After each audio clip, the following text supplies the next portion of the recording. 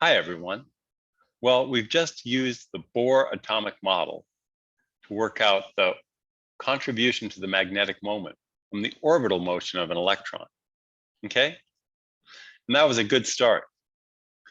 Now we want to apply what we've learned to real atoms and then include a second contribution to the angular momentum, the spin. Finally, we'll see how this plays out in multi-electron atoms, where there are many electrons that can contribute to the total magnetic moment. Here, hold on and we'll get started. Very good. So this is where we left off. We had worked out the contribution to the magnetic moment from an electron using the Bohr model, and we found a couple of things. First, the magnetic moment could be written like this. It's the charge of the electron times the angular momentum, orbital angular momentum, divided by twice the mass. So here m is mass of the electron. Okay? And then for the Bohr atom, the orbital angular momentum is h bar in the ground state. And so we found the magnetic moment to be this. And this combination of constants we call the Bohr magneton. Now, how does this apply to electrons in real atoms, since the Bohr model is just an approximation? Well, in real atoms, the orbital angular momentum, L, can be written like this. It's the square root of little l times little l plus 1 times h bar. Okay? Where little l is the orbital quantum number. And remember that we also found that L sub z, that one component of the angular momentum, the projection of the angular momentum along one direction, here the z direction, could be written as m sub l times h bar, where m sub l takes on values from minus l to minus l plus 1, and so on, all the way up to l. Okay, so we have 2l plus 1 possible values, where little l is the orbital quantum number. So that's how that orbital angular momentum actually behaves. Nevertheless, the formula we wrote down a moment ago is still true. We can still find the magnetic moment from the orbital angular momentum.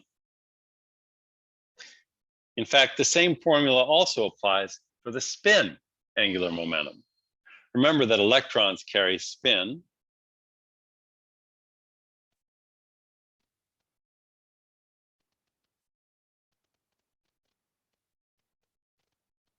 Remember that we don't have a good physical picture for spin angular momentum, although it's often thought of by thinking of the electron as a charged spinning sphere. And that's fine to give you a little bit of intuition about what's going on, but it's not really what's going on, okay? In any event, spin angular momentum. And we know that the, this should have been the magnitude of orbital angular momentum, and the magnitude of the spin angular momentum is given by the following. It's the square root of little s times little s plus 1 times h bar. It follows the same rule, but now little s is equal to 1/2. The spin quantum number for electrons is always 1/2, and it can't be changed. Likewise, the projection of the spin angular momentum along one direction is given by m sub s times h bar. But now m sub s can only take on values from minus s, that's minus 1/2, and plus 1/2. So integer with integer spacing from minus 1/2 to plus 1/2. Just those two values, okay? Very good. How do these contribute to the magnetic moment?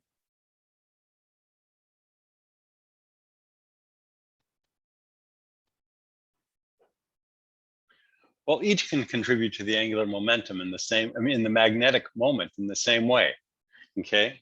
Basically, as described by this formula, which I'll circle again.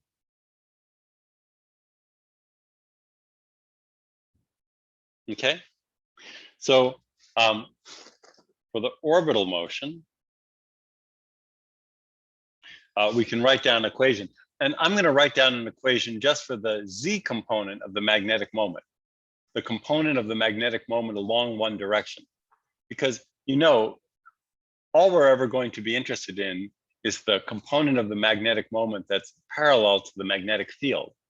And so if we call the direction of the magnetic field the z direction, say, then the only thing we're interested in is the z component of the magnetic moment. So in the orbital case, then the z component of the angular momentum, I'll write as m sub z, is just going to be m sub l times the Bohr magneton. Okay? It's a very simple equation. Our notation is a little bit unfortunate here. On the left-hand side, m sub z is the z component of the magnetic moment. But on the right-hand side, m sub l is this quantum number that takes on values minus l plus 1, and so on up to L.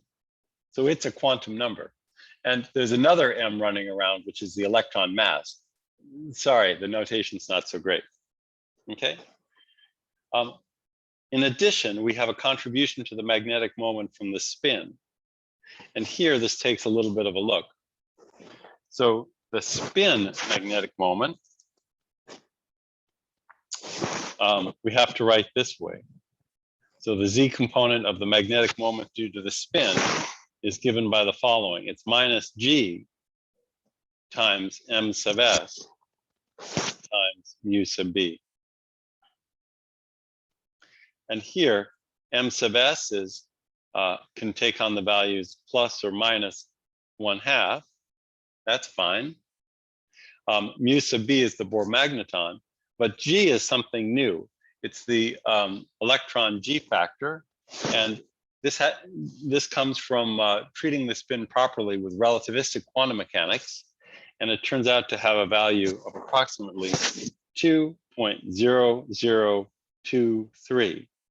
Okay, it's a famous number. And so for our purposes, then, g can be approximated as 2, and then 2 pi times 1/2 is 1. And so this is going to be equal to plus or minus 1 Bohr magneton.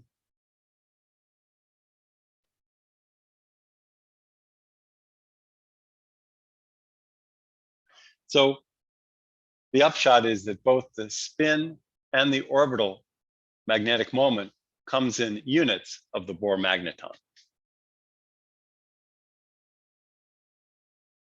All right, well, what happens now when we consider the magnetic moment of an atom, a multi-electron atom?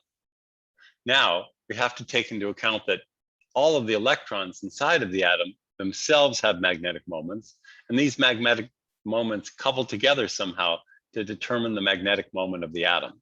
Okay, this is a little bit complicated, and we're actually just going to describe it qualitatively and not go into details.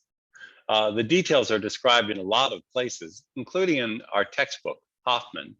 So if you want to have a go at it, that's where to look. But we'll just do a quick overview.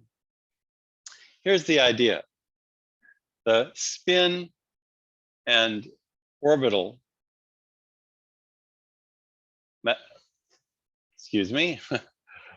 orbital magnetic moments of the electrons combine to give a total, and they combine according to the following rules. First, the total angular momentum along the z direction, capital L, is given by the sum over the m sub l's from each of the electrons. Okay, and likewise, the total spin quantum number is given by the sum of these. Okay, and of course they add together in a particular way, because we're adding angular momenta here, and the angular momenta can point in various directions as determined by the rules of quantum mechanics. And there are rules for how they combine. There's a set of empirical rules called Hund's rules, which describe how to estimate what capital L and capital S should be in a multi-electron atom. Likewise, once we know the total orbital and spin angular momenta, these combine to form the total angular momentum, which we'll call J. Again, we're adding vectors, and so there are a number of possible results for the total angular momentum, depending on the relative orientation of these two vectors. But these are also described by Hund's rules. They tend to follow well-known patterns. Okay.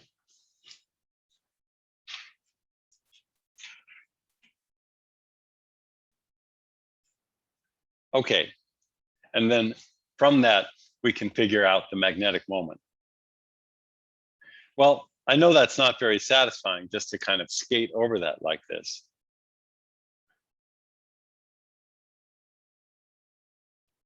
But I do want to summarize some important results. Okay? So the most important result is this. When we consider a multi-electron atom like this one that I've just drawn, we only have to consider electrons in unfilled shells, because the electrons in filled shells, because they fill all possible states, they, for example, fill all the states with spin up and all the states with spin down. So the spin angular momentum cancels out. And likewise, they fill all the possible orbital states, states of different magnetic quantum number m sub L. And so the orbital magnetic moments cancel out as well. So electrons in filled shells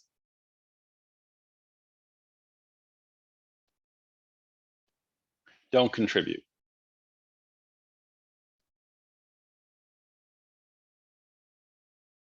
So we only have to worry about electrons in unfilled shells. Okay? Here's something else. When we form atoms into molecules or form them into solids, the same thing happens. And electrons in filled molecular orbitals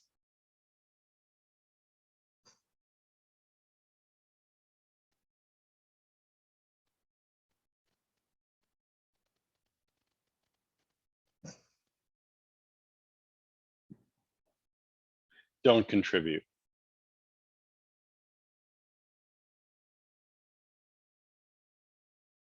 Because again, if the molecular state is filled, that means all possible orientations of the electron spin and orbital angular momentum are occupied, and then they all cancel out. Okay?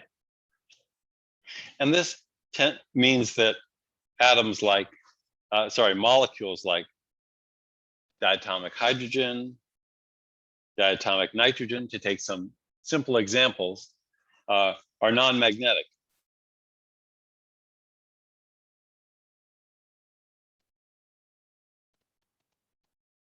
They don't have magnetic moments, okay?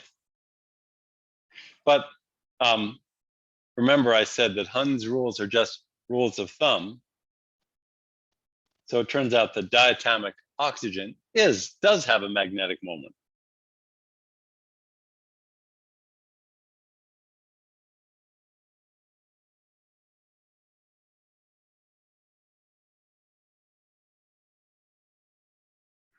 Okay? Exception that proves the rule, I guess. Here's some other interesting results. In materials that contain rare earth atoms are kind of a special case. So remember, in rare earth atoms, the outer electron shells of the atoms fill, but the 4f or 5f orbitals, which are buried deep within the atom, they're only partially full. Remember that? one of the results from the periodic table. So the 4F or 5F shells are only partially filled.